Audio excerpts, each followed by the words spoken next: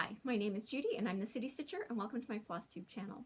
Today is Sunday, April the 11th, and it is it was sunny earlier today. It was sunny in the morning and it was sunny up until about noon. So the room warmed up enough for me to film in here, but it is getting grayer and cloudier with every passing minute. So partly sunny, partly cloudy. And depending on how the clouds go, because I can't see the ones that are over here, we could have weird lighting yet again. Welcome to the land of, people who don't do professional videos on a regular basis. If you are new to my channel, thank you for stopping by and spending some time with me. If you are a returning viewer, thank you for stopping by and spending some time as well. And thank you so much for all the comments last week. So I enjoyed that, yes, as expected, some of you knew exactly what the April project was, and as expected, some of you didn't know what the April project was, and I enjoyed both of those answers. I will be showing it, and you've clicked on the video, you know what the title is, you know what the new project is for April. But with that, just wanted to go over a couple of the comments and questions that came in from last week's video. So to Marion, Denise, and Tina, who all had comments about my whining and complaining about the Teogouverner symbols. Yeah, so I guess my biggest issue is the lack of variety of those symbols. I know I've got a full coverage project where they do all the capital letters and then they do all the small letters and, excluding O, I, and L, because of course those could be problematic. And numbers, and again skipping the 1 and the 0 before they get into triangles and arrows and things like that. But for me, one of the biggest problems is when you have the symbols that they showed, I have no way of figuring out easily which card I should even be aiming for. Is it card 1, is it card 2, is it card 3?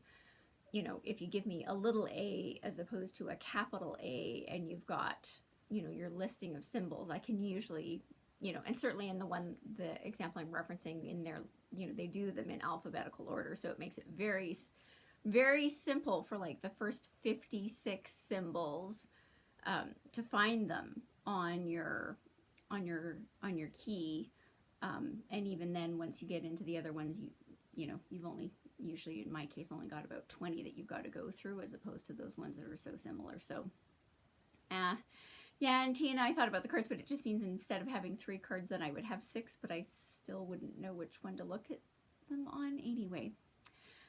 Which is why, I like numbers and things that I can find easily and symbols that are recognizable and easily differentiated. What can I say? And then lastly, for Barbara B, thank you for the question. She asked me if I would be willing to talk about frames, what I use, do I have any recommendations? So yeah, more than happy to do that. I'm going to do that as a topic for next week. So if you tune in next week, my topic will be frames, scroll rods, what I use, what I do use, what I have used, what I like, what I don't like, all that kind of thing. So tune in next week, and that's what the topic for next week will be. And then my last comment is I was watching somebody else's Flosstube video, and I think I've had a couple of them where people were sort of complaining about measuring in if they were starting a project in the top left or if they were coming in from the top right and measuring, and how hard they found that. And yes, you can buy some they're nice ones. They're pretty keys, so you can find your thing, and they've got rulers on them. So depending on whether you want to start 3 inches in each direction or 2.5 or 2, I've seen those. I'm pretty sure I've got one of those.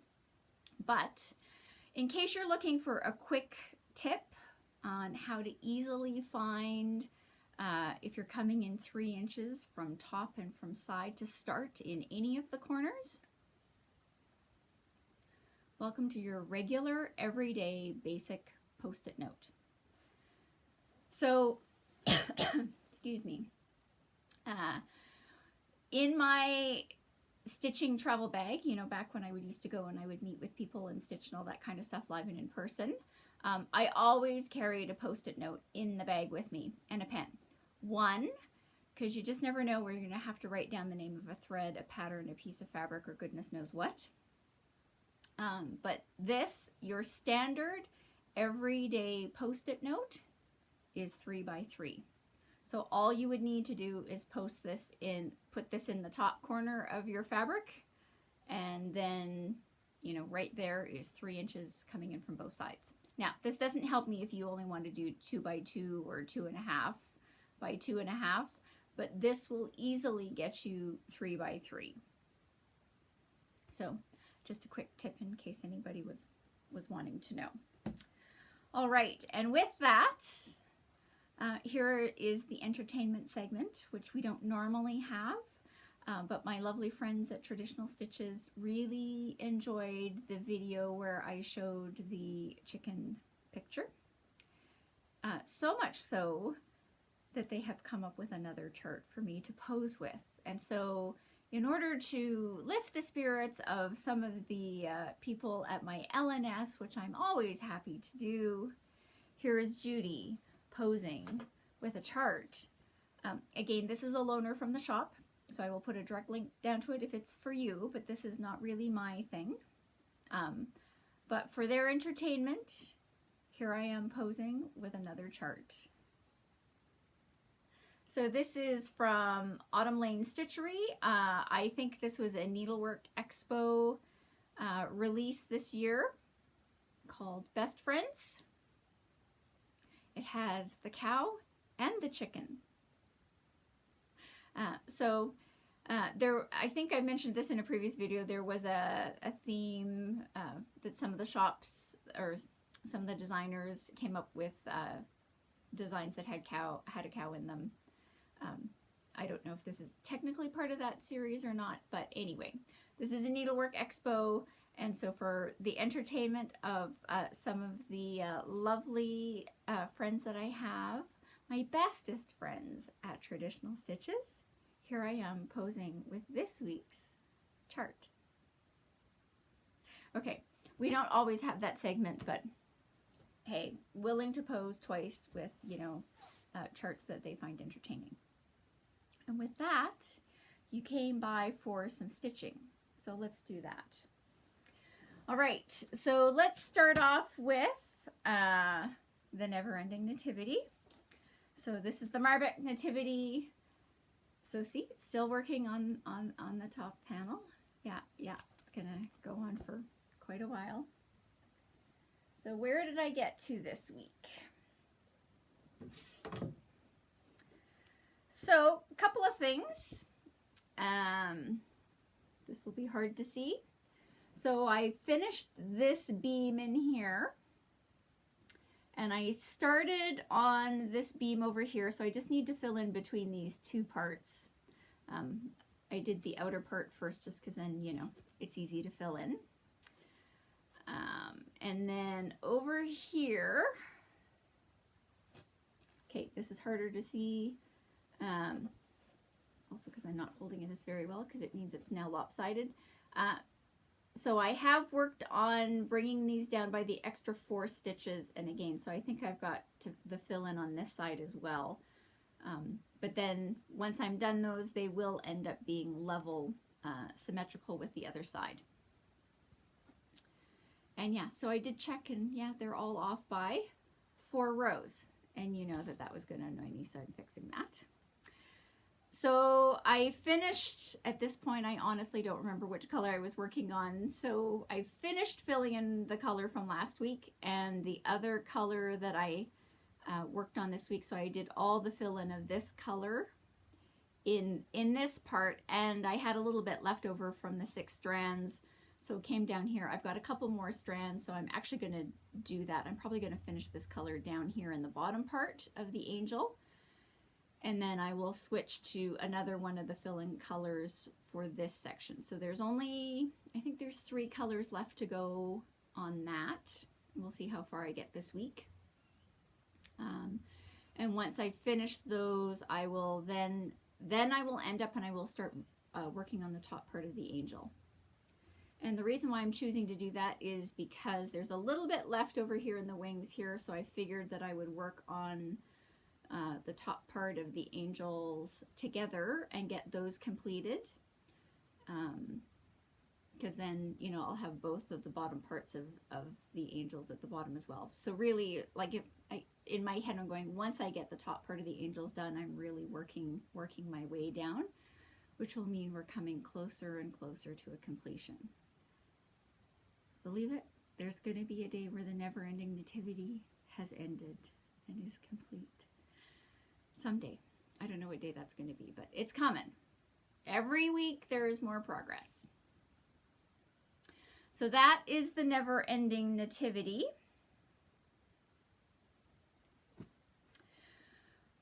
So we're going to take things a little bit out of order because the topic for this week is let's talk about Morrison, which is the April focus piece for me.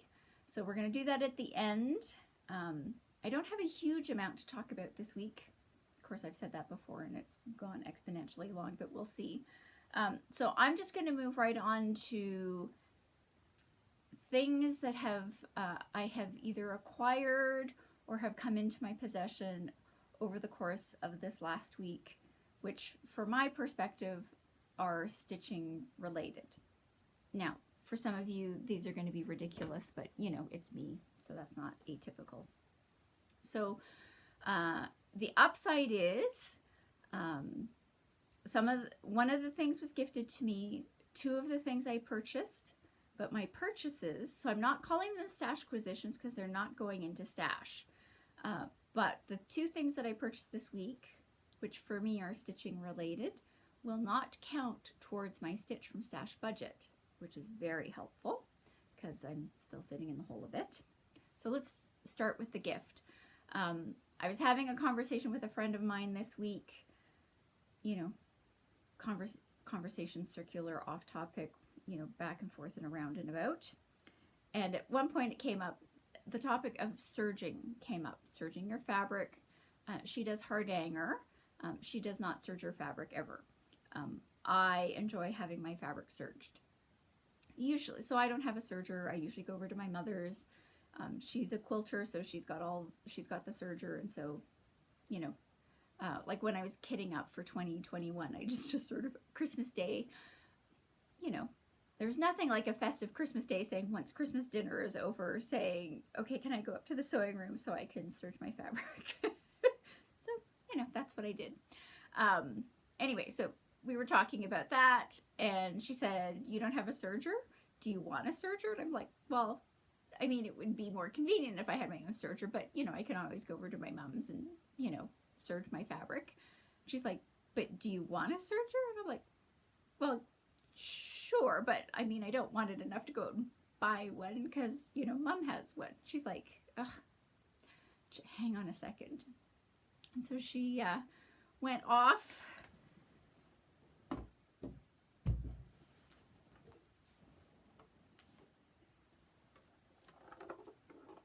She has a serger. She didn't want a serger. She gave me her serger. I now have a serger in the house. I can serge my own fabric at home anytime I want. Now, don't get me wrong. I have to figure out how to use her version, let alone, you know, the nice thing about going over to my mom's is I never had to figure out how to thread the thing. I'm gonna have to thread this anyway. In the world of the Google and the interwebs, I'm fairly confident I'll be able to download something or other that will tell me how to actually do that. So she gave me the serger, she gave me all of her thread bobbins for the serger. Again, I think I'm good to go on the serging front. I can go to town on the serging front anytime I want. All right, so that was my gift. My acquisitions, you're gonna laugh, but I'm telling you about them just in case. You just never know. In case you haven't noticed, I've talked about it a lot in my videos. I really enjoy being warm. It's not a natural state for me. I tend to be cold. You've seen me in my bajillion sweaters. Even now, I'm still wearing a sweater. Anyway, I tend to be cold. I tend to be cold when I'm sitting and stitching.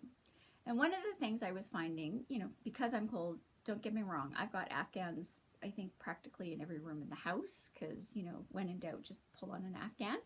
My issue for me when I was stitching was that your general everyday Afghan is, for me, a little bit unwieldy.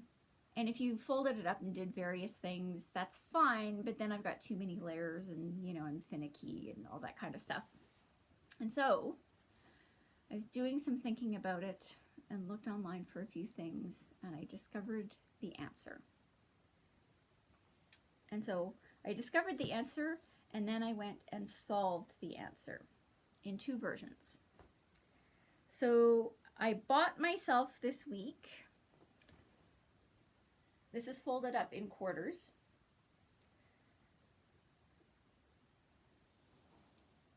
It's a crib blanket. Now, one of the things you need to do, so crib is my answer. So, so this is, I'm calling this my winter one because it's warm and fuzzy.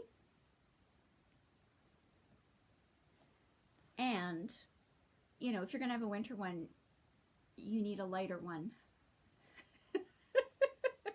Now, they both happen to be gray, which I am not technically unhappy with. I'm okay that they're both gray. You know, these will clearly stand out from the colors of my other Afghans that I have in the room, and they will get to stand. I need to clean out one of the drawers in the drawers that I have beside my stitching spot, so they can have a permanent home. But these are the perfect size where I can just put them in my lap. They still cover my legs, but they're not large. They're not unwieldy. I chose the gray ones because I didn't want unicorns, dinosaurs, farm animals, trucks, alphabets in primary colors, or really pastel pink. And once you eliminated those, all I was left with was gray. Now, I also wasn't willing to spend a lot of money, and I'm sure if I did 12 other things, I also wasn't willing to spend a huge amount of time running around looking for the solution to this problem. You know, nobody's really taking pictures of me, so it doesn't really matter what color the Afghans are, and once I find them, they're home in the drawers, you know, it doesn't really matter. But, so one of them I got at a store up here in Canada called Winners, which is the Canadian equivalent of the US TJ Maxx. So that was the warm fuzzy one, and it was warm and fuzzy, and generally people aren't thinking warm and fuzzy crib blankets right now, so it was on clearance, so it means I got a good price on this one. And then this one, believe it or not, is actually from IKEA. So I will put a link to the IKEA one below, but if any of you are like me and tend to be chilly when you're stitching, and find that that your standard Afghan turns out to be just a little bit too unwieldy, the answer is crib blanket. Crib, baby crib. Anyway, so it seems really weird, but I am really happy about those purchases. I have used them since I bought them. I think I had them got them on Tuesday. And welcome to where I live. I've used both of them. I needed both the light one and the heavier one over the course of the last 7 days. So I'm really glad I got 2. I like the 2 different weights. They're perfect. They're absolutely perfect. They work really, really well for me. Thrilled with my acquisitions to aid in my stitching hobby. Anyway, I know. None of you saw that coming. I get it. It may not be relevant for most of you, but for me, it was a very exciting addition to my stitching world over the course of this last week. All right, and with that, let's get into the topic for this week. I'm having that moment saying, yeah, no, I reported on Stitch from Stash. This is my Stitch from Stash report, so purchase things technically to assist me with my stitching, but they don't count towards my Stitch from Stash budget. So no news on that front. Okay, here's the topic. The focus piece for April, for me, is Anne Morrison April. Now, I really enjoyed one of my friends I chatted with after she watched the video, and she's like, as soon as you got through your thing about my big toe, she's like, you didn't even need to say another word. I knew instantly. It had been driving me nuts, but as soon as you finished my big toe, I already knew what you were going to say. So here we go. Here is the lovely Anne Morrison from Hands Across the Sea samplers. So this comes with, the information on this is fine for some of you and may potentially make some of you a little bit unhappy. So this was a limited edition chart from Traditional Stitches. It is now out of print. It was limited edition. This was in celebration of their 20th anniversary. They've sold out all of their charts for this.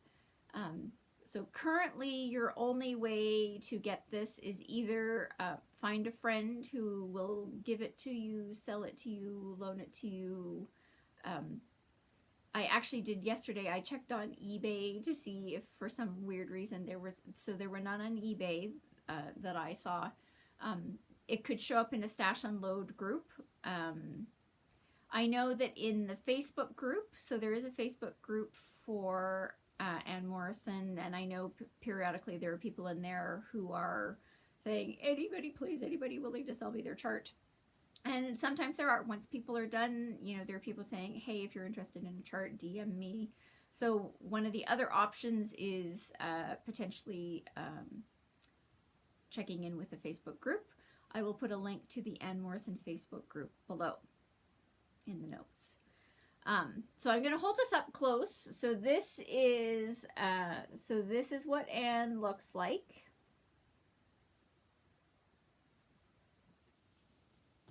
And now we're going to talk about it. So,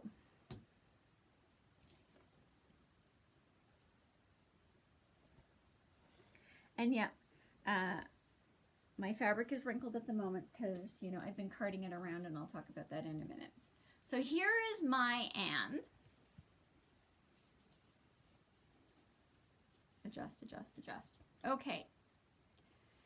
So a couple of things for you to know. Now, for some of you who are very familiar with Anne, you will see what's going on. For if you are not very familiar with Anne, I'm going to walk you through it. So step number 1, I am changing the colors. I'm not just changing some of the colors. Currently, my color palette, I have changed all of the colors. Now, I've left them in my floss away bags, so I'm using Soie d'Alger from Auvert Soie, which is from Access Commodities. And again, so not bad. So there's my current color palette. Well, that actually shows up not bad. That's my current color palette. So in certain cases, for example, so the outside border in the original was red, and I've changed that to navy. Now, there's a lot of red in the Anne Morrison chart, and I am keeping it red, but I am choosing a different red. So my primary red is 2936. And so far I'm very happy with that. So, and again, so like in this one, you know, in the original chart, this was a green. Sorry. This is a green, so mine is green as well. It's just not the same green.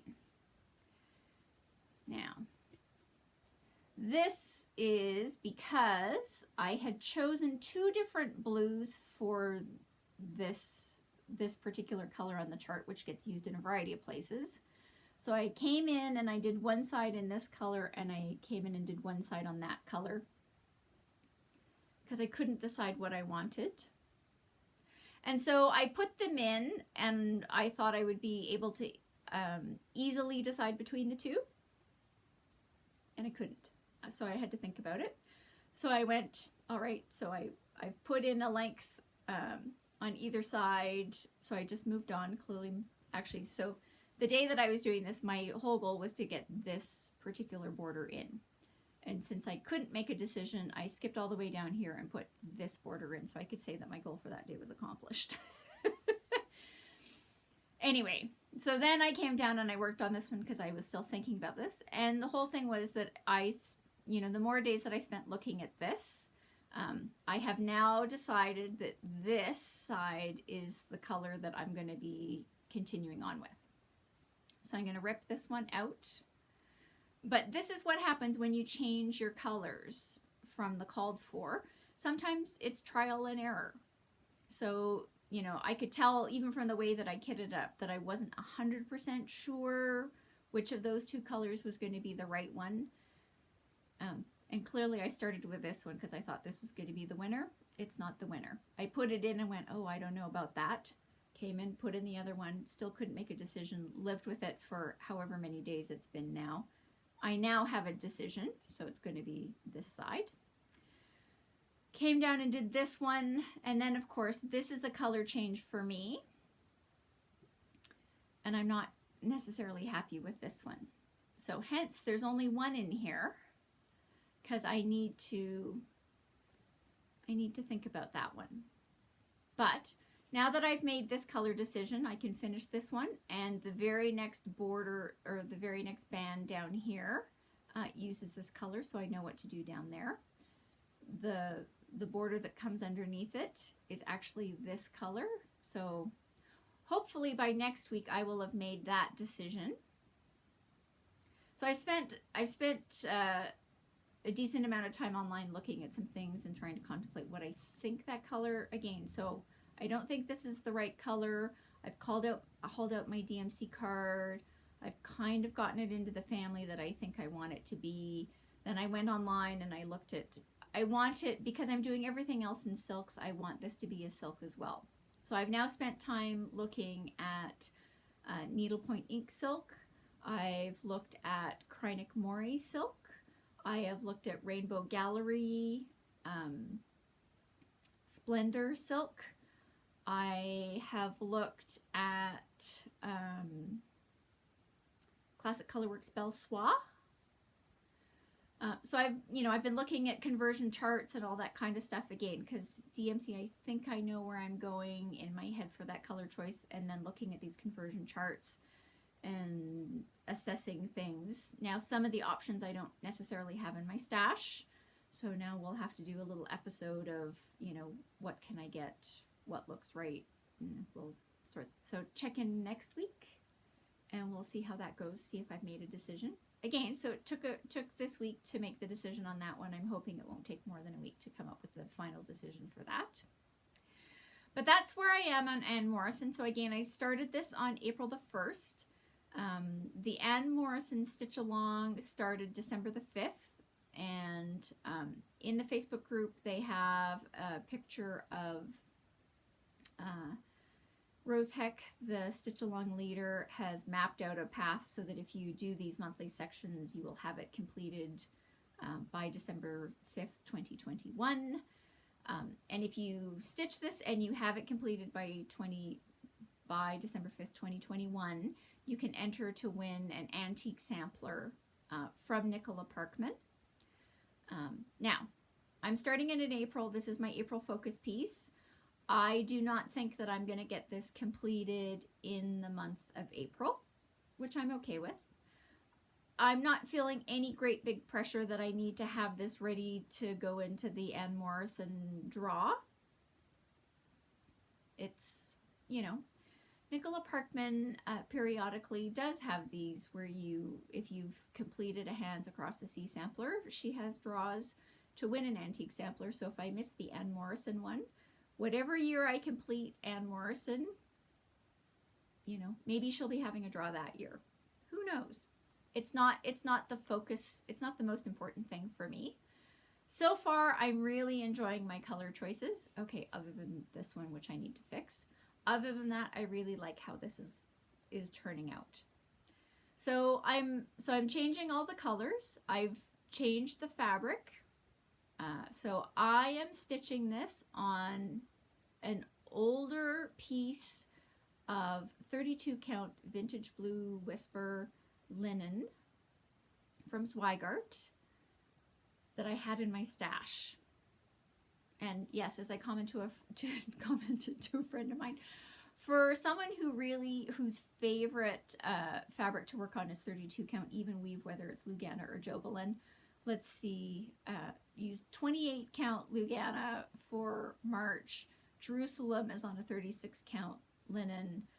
Marbeck Nativity is on a 36 count linen, and now I'm working on a 32 count linen. I think if you were watching my Flosstube channel, you would think I was out of my mind because I'm using apparently mostly linen. Hopefully we'll fix that later this year. But anyway, again, for me, from a fabric perspective, the most important thing for me is color. And when I went through all of my options, this was the fabric that won. And I'm very happy with my fabric choice. I'm thrilled that I had this in my stash. I'm thrilled with how this is looking. Why am I glad that I had this in my stash? Well, I'll show you. So again, because I was having a lovely conversation with my friends at Traditional Stitches, and I had to go pick up my chart for the entertainment. I asked them if they had any of this currently in stock, which they do. So 32 count vintage blue whisper is currently being produced by Zweigart. Traditional Stitches has it in stock, and so they loaned me a piece of their fabric, because my fabric and their fabric look really different. So I'm going to hold it up. I know this is where it gets hard. Okay, that's not bad.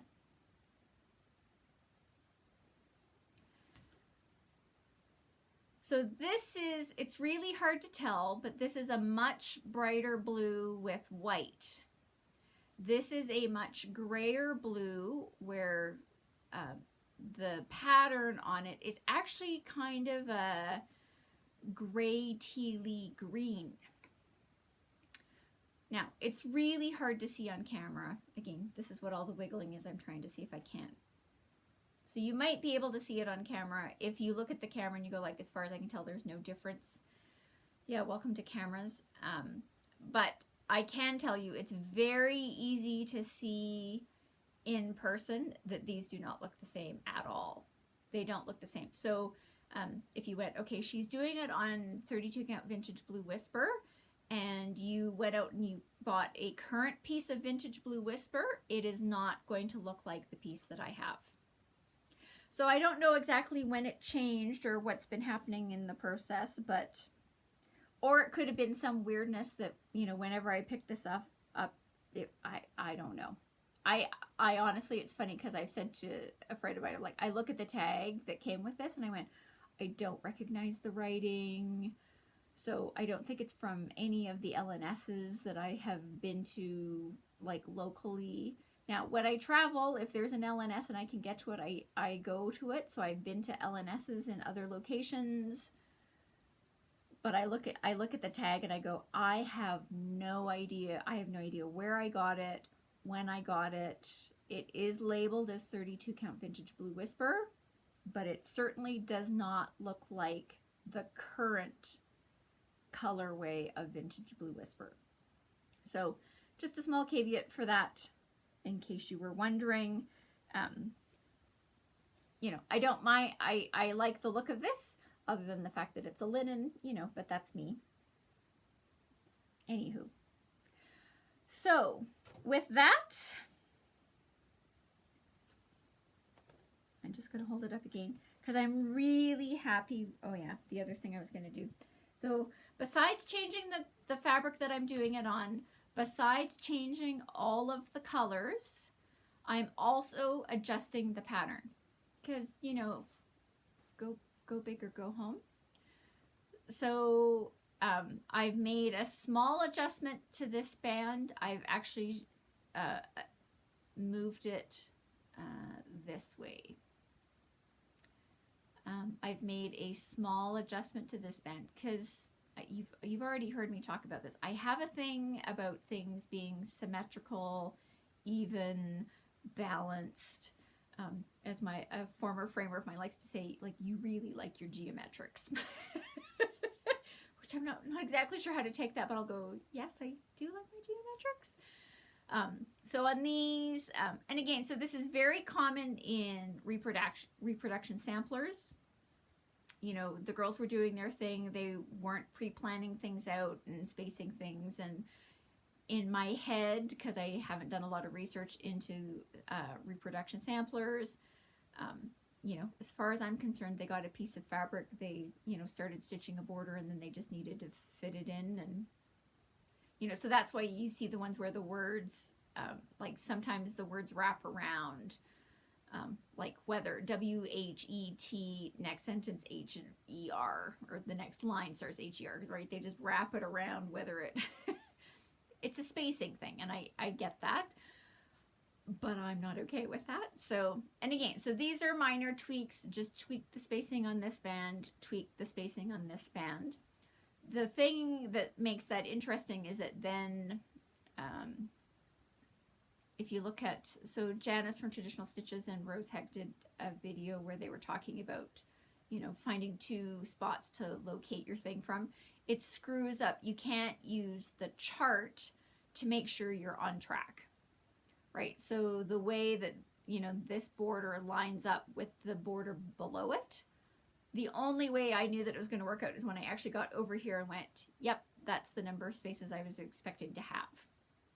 So it screws up sort of some of your reference points,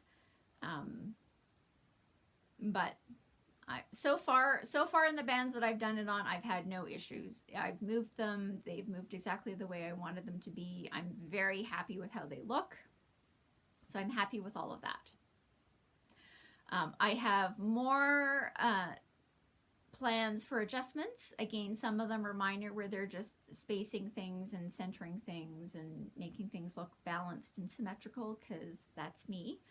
I will tell you, in the bottom half of the chart, I'm just going to keep holding this up because so far I'm really happy with how this is looking. Very happy with how it's coming along. But I will say, in the bottom half of this chart, so there's going to be quite a few changes down here. Clearly colors, but I've got some other plans for changes in the bottom half. So I would say, from a design perspective, more of the changes that I'm planning are going to occur in the bottom half of this chart than in the top half. The top half is really just centering things and the color changes. But so far, I am really happy with how this is turning out. Again, happy with my color choices. I'm okay with having to fix color choices, so I'll hopefully have this fixed by next week.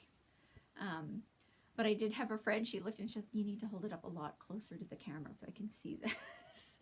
So here is your close-up of my Anne Morrison at the moment.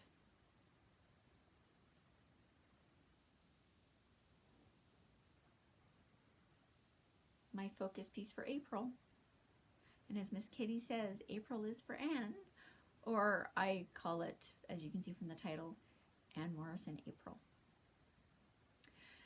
And with that, that's all I have for you this week. So one of my shorter videos. I hope everybody's staying safe. I hope everybody's staying healthy. I hope everybody's getting some stitching in. I will tell you, one of my tasks for this week is to make sure my fabric I need to make sure I've got a final decision for my fabric for May. 2021 plans, I already know what the chart is. As far as I know, the threads are all pulled together. It's the fabric. I think I put a couple of them into the bag. So I just need to make a final decision on that, if I haven't already. And if I haven't already and I make my final decision, it needs to be serged. I now have a serger in my very own home to serge. Anyway, with that, I hope everybody has a really great week. As always, if you have any questions, comments, topics you would like to address, I absolutely encourage you to put those in the comment section down below. Happy to answer any questions. And like I say, Barbara asked a question last week. It's going to be the topic for next week. So if you're interested in hearing my opinions, and they're my opinions, on scroll rods, scroll frames, what I used, what I have in my stash, what I have used, what I like, what I don't like, tune in next week, because this is your advance warning. That's what the topic for next week's going to be. And with that, I hope you have a great week, and I look forward to seeing you next week here on Flosstube. Take care.